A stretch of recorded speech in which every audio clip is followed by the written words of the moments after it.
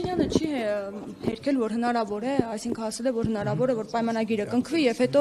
կրկին Ադրբեջանը հարձակվի, այսինքն սա անվտանգային ամբողջական երաշխիք չէ։ Այս դեպքում, եթե մենք երրորդ ուժերին հանում ենք, սահմանապահներ են կանգնում, ինչպես Ադրբեջանն է պահանջում, ապա մոնտաժում է որոշակի ենթակառուցվածքներ սահմանին, այս դեպքում անպաշտպան չի հայտնվում Հայաստանը, եթե հարձակում լինի Ադրբեջանի կողմից։ Իհարկե, լիարժեք երաշխավորություն ստանալ հնարավոր չէ, բայց մենք պետք է անենք այն հնարավորը, որպեսզի նվազեցնենք այդ ռիսկերը։ Իհարկե, համաձայնագրի կնքումը եւս քայլ է, որպեսզի ապահովել նման իրավիճակ։ Պաշտպան վիճակում չի հայտնվում այս դեպքում։ Եթե հարձակում լինի։ Չէ, իհարկե։ Իրենց ուզածն էս դա չէ։ Դե համաձայնագրի դեպքում այդ ռիսկը նվազում է առավել, քանի որ ունենք նաև միջազգային հանրության ուշադրությունը, կրկին նշեմ, այս արձագանքը, որ ավարտել ենք բանակցությունները տեքստի շուրջ, տեսեք ինչ առաջացրեց հայտարարություններ ամենատարբեր երկրներից։ Այսինքն այստեղ պետք է նայենք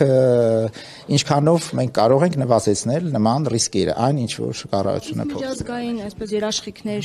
տրվելու են արդյոք, որովհետև հայտարարությունների մենք արդեն ծանոթ ենք վերջին 5 տարում, որոնք գրեթե արդյունք չեն տալիս։ Դե դուք գիտեք, որ հիմնական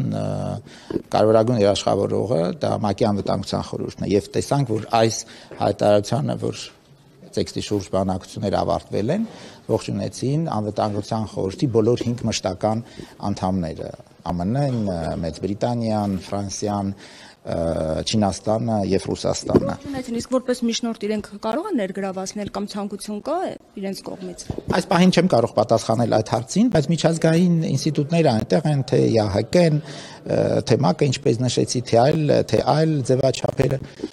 Ռուսաստանից նաև առաջարկ դեպքում ինչ դուք ասացիք, որ մեխանիզմ կա, որով կլուծվի պայմանագրի կետերի խախտման հարցը,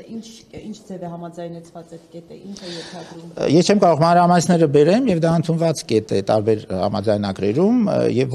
որ երկու կողմերը քննարկում են այդ խնդիրները եւ խնդիրների չլուծման դեպքում կայլ այլ միջոցներ, թե միջազգային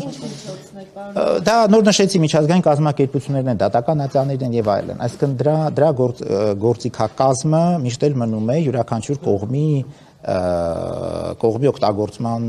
նայության տակ։ Ռուսաստանից առաջարկ եղավ, որ իրենք կարող են ներգրավվածություն ունենալ, ԱԳՆ-ից կարող է ներկայացուցիչ գալ, ՀՀԿ Մինսկի խմբի համանախագահը կարող է գալ խաղաղության պայմանագրում այսպես ներգրավվածություն ունենալու որպես միջնորդ, քննարկել եք այս տարբերակը։ Միշտ էլ այդ նայությունը կար, Ռուսաստանը ներգրավված էր նաև նախկինում, վերջերս ունեցել ենք խորհրդակցություններ ռուսական կողմի հետ, մենք բոլոր գործընկերների հետ, որոնք կարող են նպաստել այս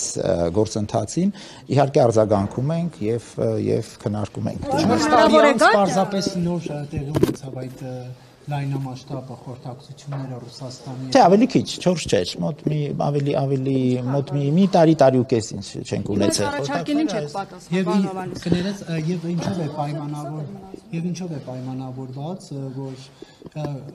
խորացված այդ խորհրդակցությունները տեղի են ունենում Հայաստանի եւ Ադրբեջանի, Ռուսաստանի միջեւ։ Արգործ նախարարների հանդիպումից հետո պայմանություն ձեռք բերվեց շարունակել խորհրդակցությունները եւ դա տեղի ունեցավ։ Իսկ այս հարցին դեռևս պատասխան չունեմ, ուղղակի կարող եմ ասել, որ մենք բոլոր գործընկերների հետ քննարկում ենք։ Բայց փոփոխություն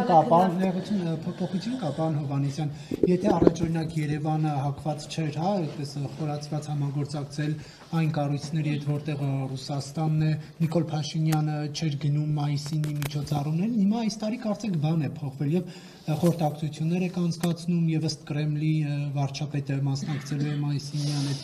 միջոցառմանը։ Չէ, այստեղ խոսքը Ռուսաստանի մասին չէ, այլ երկրի մասն էր գնում, չմասնակցությունը պայմանավորված էր լրիվ այլ դեպքի հետ կապված եւ ոչ թե ԵԱՏՄ-ն նկատի չունեմ, օրինակ հենց անցած տարի մայիսինի միջոցառմանը չմասնակցեց Նիկոլ Փաշինյանը։ Որ միջոցառմանը, չէ, բայց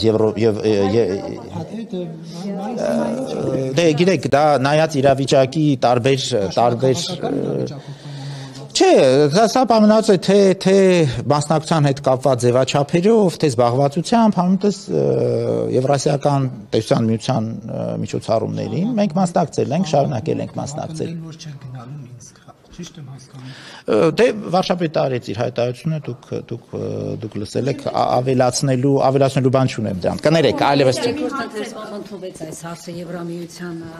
Դեռ պետք է ընդունվի։ Պետք է ընդունվի, այսինքն դեռ մտածում եք դեռ խորհրդարանում կարող է չընդունվել։ Կարծում եմ կընդունվի իմ կարծիքը։ Օրենքը կմտնի ուժի մեջ։ Եվ ինչպես դա նշած է օրենքում, գործընթացը կարելի է համարել սկսած։ Հնարավոր է պայմանագրի ստորագրման համար Հայաստանը Որ պայմանագրի։ Խաղաղության պայմանագրի ստորագրման համար Հայաստանը մինչև դրա ստորագրումը սկսի Մինսկի խմբի լուծարման գործընթացը։